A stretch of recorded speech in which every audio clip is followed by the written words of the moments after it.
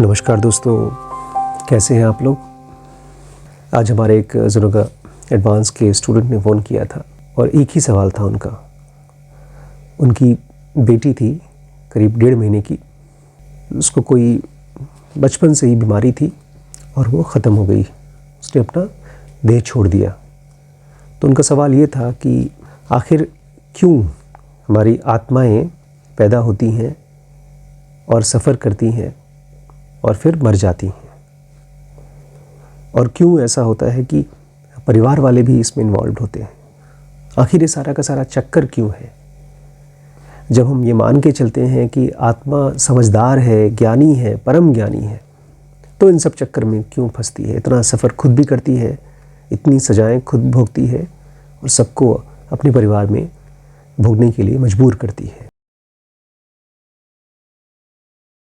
2 type की life होती है। एक जो सचमुच की लाइफ होती है, जो जिंदा होती है, जो कभी नहीं मरती, और एक जो लगती है जिंदा, और दूसरी टाइप की लाइफ हम जीते हैं जब हम शरीर का रूप लेकर के, जैसे उनकी बेटी ने जन्म लिया, या तो आप जब मेरी शक्ल देख रहे हैं या जो आप जी रहे हैं, उस शरीर की लाइफ है। ये शरीर लगती है जिंदा लेकिन है डेड। ये ऐसा है जैसे कि एक आर्टिफिशियल रोबोट में, एक मशीन में आप बैटरी लगा दें और उसके बाद वो चलने लगे। यही हमारी और आपकी लाइफ है। तो इस शरीर को जब आप देखते हैं, जैसे मैंने पहले भी आपसे डिस्कस किया है, इसको ये मान के चलिए कि ये बॉडी डेड ही है, ये जिंदा नहीं है। ये बहुत समझदार लोग ही इस चीज़ को रियलाइज़ कर पाते हैं। महाभारत में शायद आपने कहानी सुनी हो, आपको याद हो, भीष्म पितामह की। कौन थे भीष्म पितामह? यहाँ पर जो लोग भी मेरे साथ अग्री नहीं करते, उनको मैं चाहूँगा कि अपना डिसएग्रीमेंट थोड़ी देर के लिए वेट कर लें। भीष्म पितामह पुत्र थे शांतनु के और गंगा के, और उनकी माँ ने जब उनको जन्म दिया था तो उसके पहले 7 और बच्चों को जन्म दिया था। और शांतनु से, मतलब भीष्म पितामह के पिता से, जब वो शादी कर रही थी तो उन्होंने एक ही कसम ली थी कि मैं अपने बच्चों के साथ जो भी मैं ज़िंदगी में करूँगी, तुम कुछ बोलोगे नहीं, कोई बात नहीं। और एक के बाद एक अपने 7 बच्चों को वो पानी में फेंक देती थी, मर जाते थे वो। और फाइनली जब भीष्म हुए थे तब शांतनु से रहा नहीं गया और उन्होंने रोक लिया, और फिर गंगा चली गई, और शांतनु के जो लास्ट बेटे थे वो थे भीष्म। लेकिन भीष्म पिछले जन्म में कौन थे? वो एक वसु थे। वसु क्या होता है वो अलग कहानी है, और मेरे ख्याल से बहुत कम समझदार वसु थे, और इस जन्म में भी बहुत ज़्यादा समझदार नहीं थे भीष्म। तभी तो महाभारत में कौरवों की साइड लिया। कभी कंफ्यूजन नहीं होता आपको? इतने ताकतवर होने के बावजूद भीष्म कौरवों की तरफ है, अधर्म की तरफ है, कृष्ण के अगेंस्ट है। ये क्यों? तो ये भाई साहब जब पिछले जन्म में वसु थे तो अपनी वाइफ के चक्कर में आकर के, या किसी के भी चक्कर में आकर के, इन्होंने वशिष्ठ मुनि के यहाँ से एक चमत्कारी गाय या खूबसूरत गाय या जो कुछ भी हो, उन्होंने चुरा लिया। और वशिष्ठ मुनि तो वशिष्ठ मुनि थे, वो परम ज्ञानी थे। उन्होंने देखा ये गाय चोरी हो गई है, तो उन्होंने श्राप दे दिया। 8 वसुओं को श्राप दे दिया, क्योंकि इस चोरी में सारे के सारे इन्वॉल्व थे। तो बाकी 7 वसुओं ने तो आकर के माफ़ी मांगी, और ये भाई साहब ने ठीक से माफ़ी नहीं मांगी। तो बाकी 7 को बहुत कम टाइम के लिए धरती पर आना पड़ा। आए, फटाफट मर के चले गए। लेकिन ये भाई साहब, कौन? आपके भीष्म पितामह, इनको पूरी ज़िंदगी जीना पड़ा। और लास्ट में देखा है कैसे टॉर्चर होते हैं। इच्छा मृत्यु का वरदान जो आदमी को मिला हुआ है, वो अपने आप को टॉर्चर क्यों करना चाहेगा? लेकिन वो यहीं फंसे हुए थे, इसी धरती पे। शरीर में पता नहीं कहाँ कहाँ छेद पड़ा हुआ था। तो हम लोगों को लगता है ये बॉडी बड़ी इंटेलिजेंट है, लेकिन ये बॉडी इंटेलिजेंट कहाँ है? किसी लाइफ में चोरी और किसी लाइफ में तीर की शैया पर सोना। बड़ा नाम है भीष्म का, उन्होंने प्रतिज्ञा ली थी और प्रतिज्ञा तोड़ा नहीं, भीष्म प्रतिज्ञा नाम लिया जाता है। लेकिन ओवरऑल जिस चीज़ को हम बॉडी कहते हैं वो समझदार नहीं होती है। तो सबसे बड़ी जो प्रॉब्लम होती है, जो एक बच्चा बार बार पैदा होता है, वो इसलिए क्योंकि वो अपने आप को शरीर मानता है, और शरीर अपने आप में इंटेलिजेंट नहीं है। ये शरीर ठीक वैसा ही है जैसे कि आपके घर में टीवी हो या कोई और इंस्ट्रूमेंट हो, उसको चलाने वाला कोई और एलिमेंट है। तो क्यों शरीर बार बार पैदा होता है? क्योंकि वो खुद इंटेलिजेंट नहीं है, उसके अंदर में इंटेलिजेंस का सोर्स कोई और है। कौन है? वो है आत्मन या सेल्फ या सोल। अब जैसे ही ये शब्द सुनते हैं तो बहुत से लोग होंगे जिनको लगेगा कि वो सब जानते हैं। हर इंसान, इंडिया में तो हर कोई ज्ञानी ही है। तो इन ज्ञानियों से मैं कहना चाहता हूँ, थोड़ी देर के लिए अपना ज्ञान साइड में रख दें और इस बात को समझने की कोशिश करें जो मैं कह रहा हूँ आपसे। हम ही में से कुछ सोल्स ऐसी होती हैं जो बहुत ज़्यादा मैच्योर होती हैं। तो अब सवाल ये उठता है कि सोल की मैच्योरिटी का साइन क्या है? आप लोगों के हिसाब से एक सोल कब मैच्योर मानी जाती है? मैंने कहा ना, आप ज्ञानी हैं और आप तो सोल के बारे में बहुत कुछ जानते होंगे। तो आप कहेंगे भाई आत्मा तो सबकी एक जैसी होती है, तो कुछ सोल्स मैच्योर और कुछ सोल्स इमैच्योर, ये कैसे पॉसिबल है? मैं तो फंस गया। आप ही लोग यहाँ पर आंसर दीजिए कि मैच्योर सोल्स, या आपके सामने अगर कोई इंसान बैठा हुआ है, 4 लोग बैठे हुए हैं, तो आप किसको मैच्योर कहेंगे? कहीं बहस चल रही है और वो बहस लड़ाई बन गई है, तो जो लड़ाई को रोक रहा है वो मैच्योर है या जो लड़ाई को ख़त्म कर रहा है? आपके सामने अगर बुद्ध हैं और वहीं पर आपके सामने एक दुर्योधन जैसा कोई कैरेक्टर है, तो किसकी सोल ज़्यादा मैच्योर है? क्योंकि सोल यूज़ करती है बॉडी, और बॉडी के साथ वो क्या कर रही है? महाभारत करवा रही है या खुद को एनलाइटन करा रही है और दूसरों को हेल्प कर रही है? बेसिकली जब आप इस दुनिया में आकर के फंसना नहीं चाहते, या तो आप इस दुनिया से निकलना चाहते हैं, तो आपकी सोल मैच्योर है। इस मैच्योरिटी का भी एक रीज़न है। ये जो ब्रह्मांड का साइकिल चल रहा है, ये अनंत काल से चल रहा है और अनंत काल तक चलता रहेगा। लेकिन एक टाइम होता है जब क्रिएशन से, क्रिएशन मतलब वो जगह जहाँ पर सोल्स हमेशा हमेशा के लिए वास करती हैं, और वहाँ से जब वो एग्जिस्टेंस में आती है तो एक पॉइंट होता है, स्टार्टिंग पॉइंट। वो आपके लिए, मतलब एक बुद्ध के लिए हो सकता है बहुत पहले हो, अरबों खरबों जन्म पहले हो, और हो सकता है एक सोल जस्ट अभी अभी एंटर की हो एग्जिस्टेंस में। तो जिस सोल ने जस्ट अभी अभी एंटर किया है एग्जिस्टेंस में, उसको ये पूरा परम का साइकिल, भू भूह और सुह का साइकिल कंप्लीट करना पड़ेगा। और वो आपको दिखेगा हरकतें करते हुए, जैसे कि भीष्म कर रहे थे या कंस कर रहे थे, या जो भी हमारे आम समाज में जो भी लोग होते हैं जो बचकानी हरकतें करते हैं। तो जब कोई आपको बचकानी हरकत करता हुआ दिखाई दे तो ये समझ जाइए कि वो भी इमैच्योर सोल है। जैसे 2 एग्जाम्पल मैं देना चाहता हूँ। आपने शायद कहानी सुनी हो ब्रह्मा की और सनकादिक मुनियों की। तो ये सनकादिक मुनि के नाम से 4 बच्चे पैदा हुए। अब वो शायद ब्रह्मा के थे या किसके थे, लेकिन कहा जाता है कभी बड़े नहीं हुए। ये बचपन से ही 3-4 साल की उम्र से ही ऋषि ही रहे। वो आजीवन समाधि में रहे या भजन करते रहे या जो भी करते रहे। उन्होंने आकर के इस दुनिया, उनका काम था, ब्रह्मा ने उनको ऑर्डर दिया था जाओ और ये ब्रह्मांड को आगे बढ़ाओ, प्रजनन को आगे बढ़ाओ, रिप्रोडक्शन करो। लेकिन ये सब नहीं पसंद था उन लोगों को, बस उनको समाधि में ही रहना था। क्या मतलब है इसका? इसका मतलब है उनको ये फिज़िकल एग्जिस्टेंस नहीं चाहिए था। ये फिज़िकल वर्ल्ड जो टाइम से और स्पेस से बंधा हुआ है, जहाँ पर एक शरीर लेने के लिए हमको बहुत दर्द के थ्रू पास होना होता है। एक इमेजिन करिए कितना पेन होता है। माँ को तो पेन होता है गर्भ के समय जब बच्चा बाहर निकलता है 9 महीने तक, तो क्या बच्चे को दर्द नहीं होता होगा?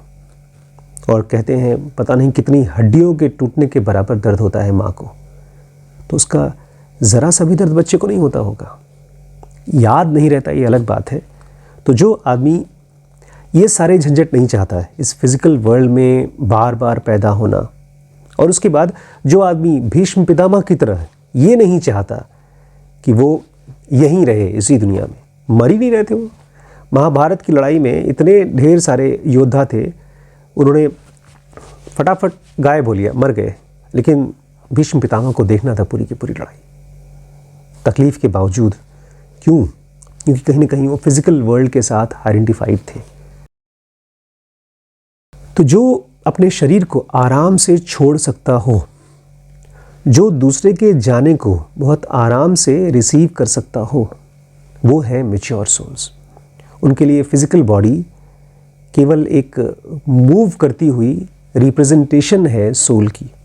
सोल के दो रूप हैं, जैसे कृष्ण ने कहा है, आत्मा का एक साकार रूप है और एक निर्विकार रूप है, एक दिखने वाला और एक न दिखने वाला। जिनको इस दिखने वाले बॉडी से बहुत ज़्यादा सरोकार नहीं है, बहुत ज़्यादा उससे अटैचमेंट नहीं है, वो हैं मैच्योर सोल्स। तो हम क्या करें अगर हम चाहते हैं हम भी मैच्योर हो जाएं, हम भी एनलाइटन हो जाएं? इस पूरे प्रोसेस में हमको क्या करना चाहिए? हमको पढ़ना चाहिए। जैसे कृष्णमूर्ति कहा करते थे, आप किताब पढ़ो ना पढ़ो इससे फ़र्क नहीं पड़ता, बट अपने सेल्फ को ज़रूर पढ़ो। अब ये सेल्फ को पढ़ने के लिए सारा झंझट है। जिन लोग एडवांस पढ़ रहे हैं, आप योग सीख रहे हैं। अभी आज ही एक बच्ची मुझसे मिली तो उसने योग में MA और PhD कर रखा है।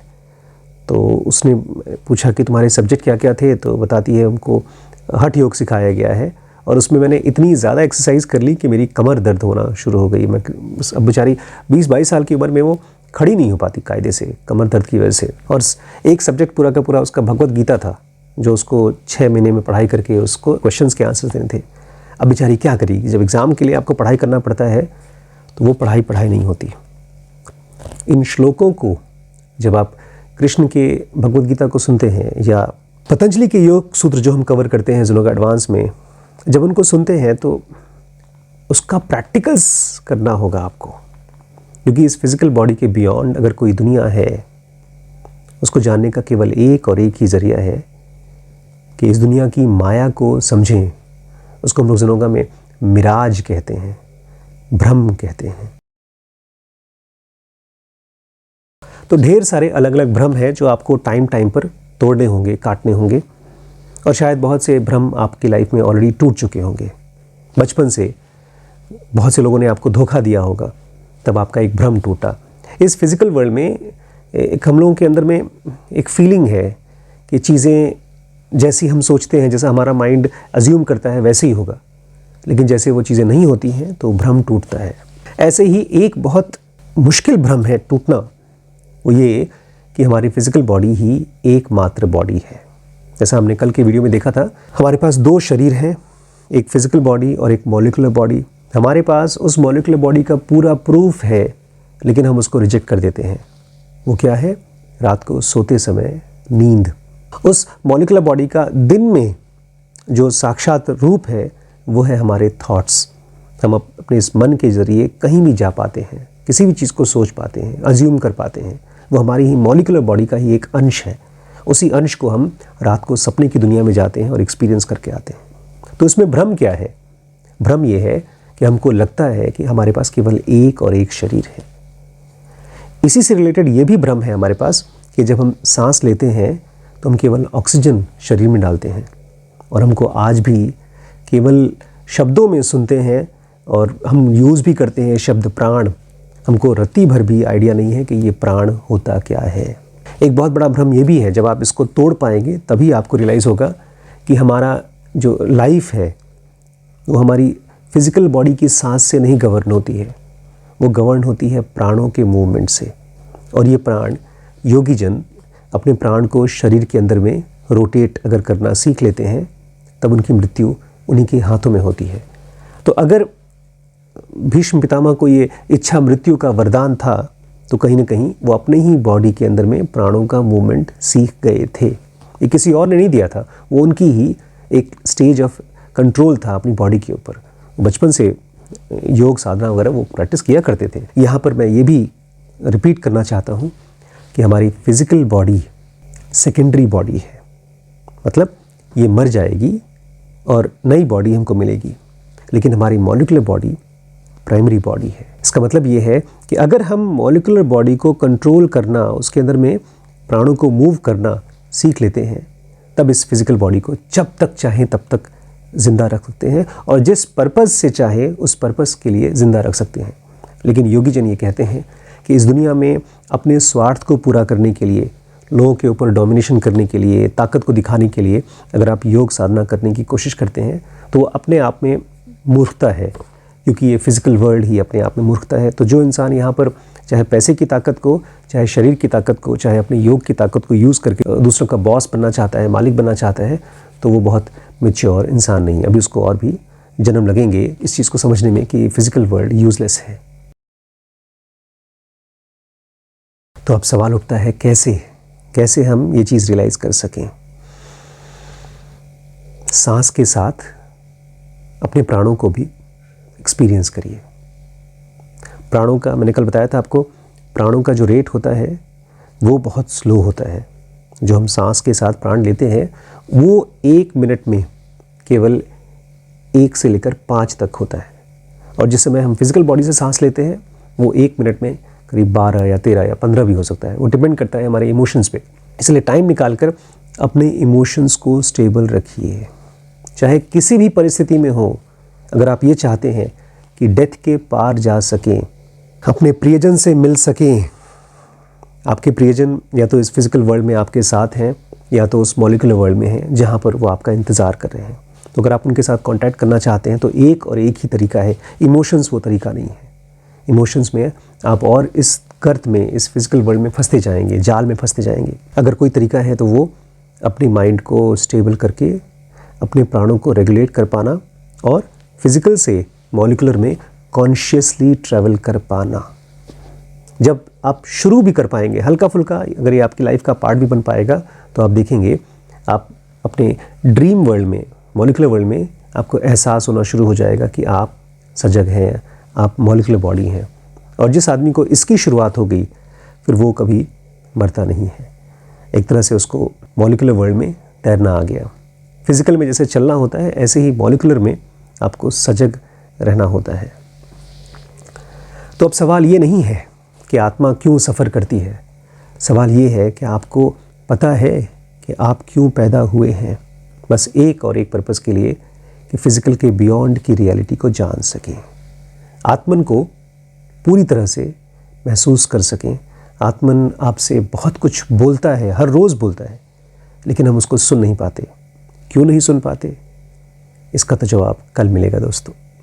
आज के लिए बस इतना ही। अगर आप इस वीडियो के साथ कनेक्ट हो पाए तो अपने दोस्तों से शेयर करिए, लाइक ज़रूर करिएगा, सब्सक्राइब किए बिना जाइएगा मत। और यहाँ पर ये व्हाट्सएप नंबर है, इसमें ढेर सारे अलग अलग कोर्सेज हैं। मैंने सारे कोर्सेज को 4 पार्ट में डिवाइड किया है।